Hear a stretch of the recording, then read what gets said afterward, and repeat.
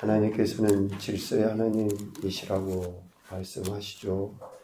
모세와 아론 그리고 아론의 아들들을 세우심은 18장 1절에서 이야기하는 것처럼 성소에 대한 죄를 함께 담당하도록 하기 위함입니다. 그리고 또 그 이후에 레위지파 사람들을 데려다가 아론과 아론의 아들들과 함께 있게 하심은 2절의 말씀처럼 그들이 아론과 아론의 아들들을 돕도록 하기 위함입니다.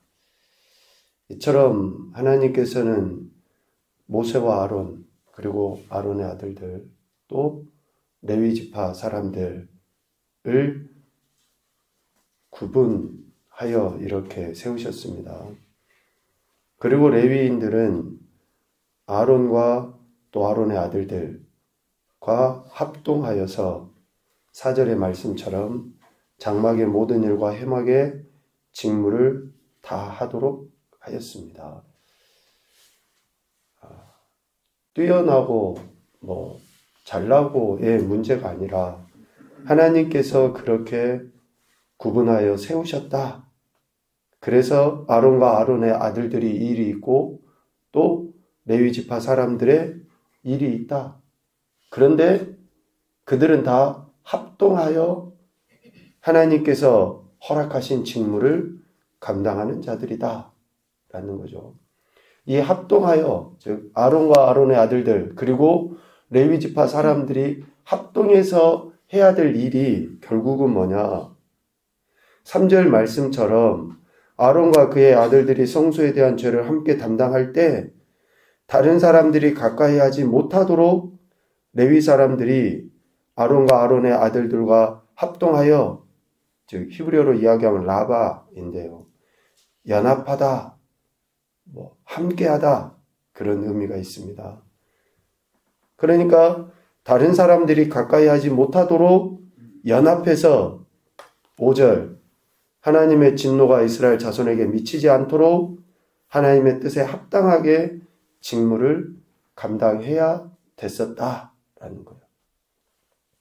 어떤 일은 큰 일이고 어떤 일은 작은 일이고가 아닙니다.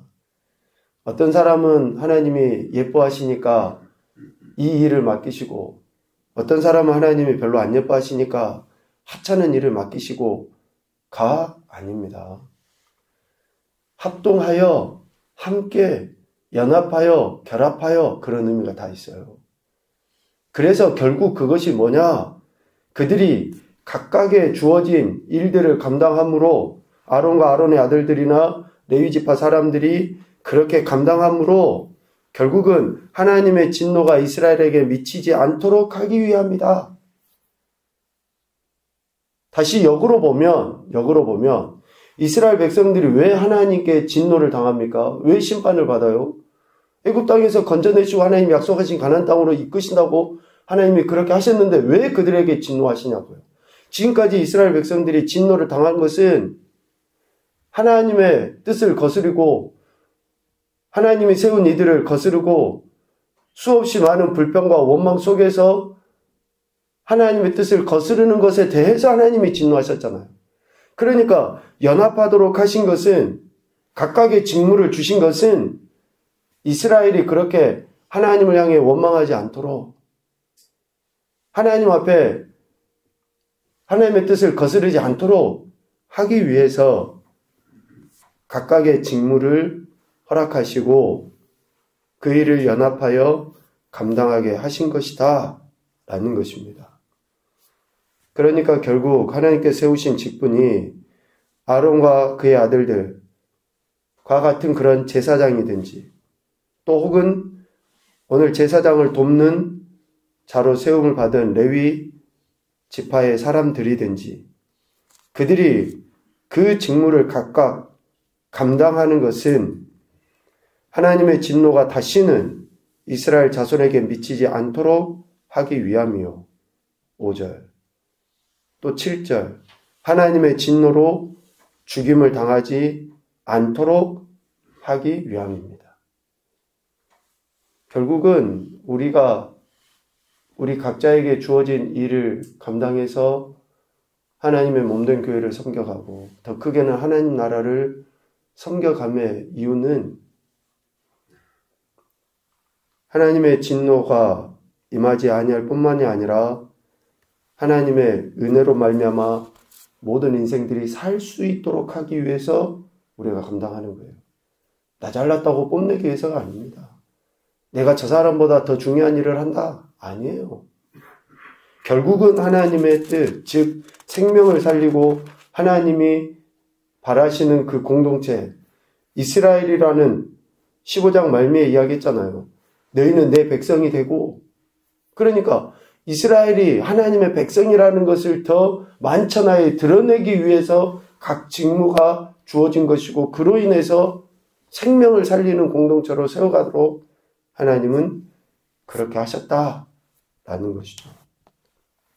이렇게 각각의 직무가 주어지는데, 특별히 제사장의 직무를 감당하는 아론과 아론의 아들들, 제사장들에게는 하나님의 은혜로 그들이 제사장의 직분을 감당하게 된다라는 것을 이야기합니다. 실질적으로 제사장들은 성막과 제사의 업무에만 집중하도록 하나님이 하신 거죠. 그러기 위해서는 다른 직업을 가질 수 없었습니다. 당시에 다른 직업이라고 하면 뭐 있겠습니까? 농사 짓는 일이라든지 또 양을 돌보는 일이라든지 이런 일들이었겠죠. 그런 일들을 하지 아니하고 오직 제사 드리는 일에만 집중하게 하신 거예요. 그래서 가나안 땅에 들어갈 때에 다른 지파들에게는 삶의 터전을 주지만 레위 지파에게는, 제사장들에게는 그러한 땅이 배분되지 않죠. 제사장들의 생계는 삶의 터전이 없으니까 굶는 건 아니죠.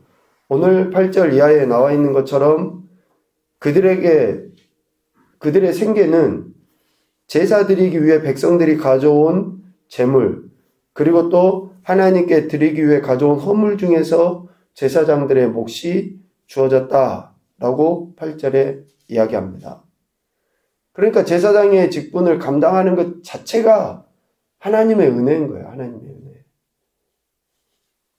그래서 9절, 지극히 거룩한 것 곧 모든 헌물에 모든 소제와 속죄제와 속건제물이 아론과 아론의 아들들, 즉 제사장들의 몫이 되었고, 11절, 이스라엘 자손이 드리는 거제물과 모든 요제물이 아론과 아론의 아들들, 제사장들의 영구한 몫의 음식으로 주어졌다. 먹고 사는 것에 문제가 어쩌면 가장 중요하다라고 이야기하는데, 그 가장 중요한 것보다 더 중요한 것을 하나님께서는 제사장들에게 은혜로 주신 거예요. 그 은혜로 주신 것에 대한 합당한 보상이 하나님께서 이스라엘 백성들이 하나님께 드린 제물을 제사장들에게 그 몫으로 주신 것으로 알 수 있는 거죠. 이렇게 제사장 직분을 가진 아론과 아론의 아들들은 하나님께서 주신 목, 즉 거저 주신 은혜로 살아가게 됩니다. 은혜. 이 은혜가 삶의 실제가 되기 위하여, 그러니까 받아 먹고 자기들이 누리기 위하여 하나님이 주신다고 했으니까 이제 주시죠. 그런데 그게 실제가 되기 위하여 아론과 아론의 아들들은 어떻게 해야 되느냐? 11절과 13절에 정결해야 돼요. 정결해야 돼요. 그래야지 먹을 수 있거든요. 지금 제사를 드리고 나서 음식들이 가득가득 쌓여져 있어요. 그것이 이제 아론과 아론의 아들들의 것이 돼요. 그런데 그게 제사장들의 실제가 될 수 있는 것은, 그렇게 먹고 살아갈 수 있게 되는 것은 11절, 13절, 내 집에 정결한 자마다 먹을 것이니라. 그러니까 아무리 재물들이 많이 쌓여져 있어도 정결하지 않으면 제사장들은 몫으로는 주어졌는데 먹을 수가 없어요. 소위 말하는 그림의 떡이에요. 왜?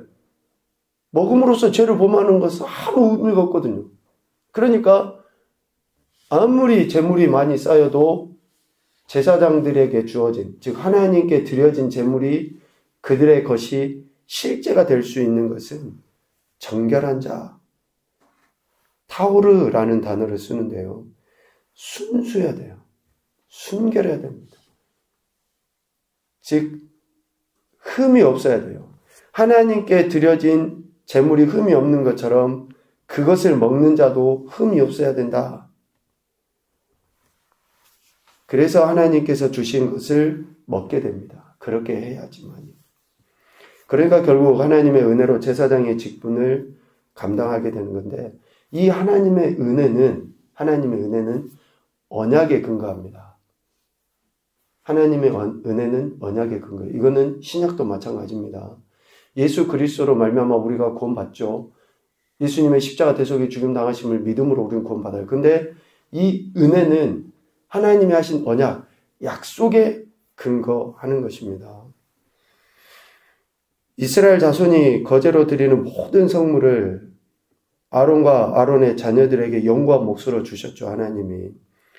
그렇게 주시는 이유가 뭐냐? 19절에 분명히 말씀합니다. 이미 하나님께서 아론과 아론의 후손에게 영원한 소금 언약을 맺으셨기 때문에 그렇습니다. 이스라엘 자손이 여호와께 거제로 드리는 모든 성물은 내가 영구한 몫의 음식으로 너와 네 자녀에게 주노니 이는 여호와 앞에 너와 내 후손에게 영원한 소금 언약이니라. 그러니까 하나님께서 그렇게 하시겠다라고 하신 약속의 말씀에 근거해서 하나님이 이스라엘 백성들이 드린 제물들이 다 아론과 아론의 자손들에게, 제사장들에게 주어진 것이다, 주신 것이다 라고 이야기해요. 그래서 하나님께서 택하신 아론과 아론의 후손에게 주신 은혜는 영원합니다. 하나님께서 택하신 아론과 아론의 후손에게 주신 은혜는 영원해요. 이것을 신학적으로도 받아들여도 됩니다. 두 번째, 하나님께서 맺으신 언약은 소금처럼 결코 세월이 흘러도 변질되지 않는다. 영원성하고 똑같습니다. 세월이 흘러도 상황이 바뀌어도 결코 변질되지 않습니다. 하나님 주신 은혜는. 우리 삶에서 이게 진짜 은혜인가 아닌가 라는 것을 그래서 우리는 점검할 필요가 있어요. 감정적이고 감각적으로 뭔가 은혜 받았다 라고 하는 것하고 그 하나님이 주신 그 은혜는, 하나님이 주신 은혜는 다릅니다. 그러니까 감각에 의해서 받은 은혜는 또 다른 감각적인 것이 생기면은 바뀌어지거든요. 그러나 하나님이 주신 은혜는 결코 바뀌질 않는 거예요. 그러니까 우리가 어떤 서원도 그렇지만 헌금도 그렇고, 그러니까 흔히 그런 이야기 하잖아요. 막 부흥회 같은 거 할 때 막 마음이 뜨거워져가지고 부흥회 하는 동안에는 내가 헌금도 해야지 뭐 또 해야지 그랬는데 문 열고 딱 나가는 순간 이제 계산적으로 딱 받겠다고 그러잖아요. 그러니까 그게 뭔 말이에요? 그 순간에는 감각적으로 막 은혜가 됐는데 나가보니까 계산기가 두드러지는 거죠. 그것은 하나님의 언약에 근거한 은혜가 아닙니다. 세 번째, 하나님께서 하신 말씀은 단순한 선포에 그치지 않는 약속이다. 이 소금 언약에 대한 이야기를 하는 겁니다. 아론과 아론의 후손들에게, 즉 은혜 받은 이들에게 대한 하나님의 말씀인 거죠. 하나님께서 하신 말씀은 단순한 선포에 그치지 않는 약속이다. 그 약속 때문에 하나님께서 육신의 몸을 입고 이 땅에 오셔서 죽기까지 하신 거예요. 다른 어떤 게 아닙니다. 내가 너희를 사랑한다라고 하나님은 이미 선포하셨는데 그 선포하신 것을 그냥 선포에 그치지 아니하시고 약속으로 하셨기 때문에 죽기까지 하신 거예요. 그래서 하나님이 약속, 서원을 그래서 강조해서 이야기하신 거예요. 우리에게도 너희들 약속 신중하게 하라라고 이야기하시고 서원할 때 주의하라라고 하신 그 이야기는 뭐냐면 단순한 그냥 말이 아니기 때문에 그래요. 생명과 맞바꿀 만한 약속이기 때문에 그런 거다라는 것이죠. 하나님께서 아론과 아론의 후손들에게 이 소금 언약, 약속을 하신, 변질되지 않는 약속을 하신 것은 반드시 지키신다는 거예요. 세월이 지나도, 아무리 세월이 지나도. 이것이 우리에게 은혜가 될 수 있는 것은 앞서 이야기한 것처럼 정결해야지만이 그게 실제로 우리에게 은혜가 되는 거예요. 약속의 말씀이 세월이 흘러도 변하지 않는 영원한 약속이라는 것. 그래서 아론과 아론의 자손 제사장들은 이스라엘 자손의 땅의 기업도 없어도 또 그들 중에 아무 분깃도 없어도 오직 그 은혜를 약속하신 하나님으로 살아가는 거예요. 하나님으로. 그래서 주 예수보다 더 귀한 것이 없다라고 하는 것은 정말 우리 예수님 믿는 사람들 이들이 최상으로 고백하는 그런 표현이고 거기에 목숨 걸고 살아가 버리잖아요. 그러면 하나님 목숨 절대 안 걷어가십니다. 그래서 20절에 분명히 하나님께서 약속하시죠.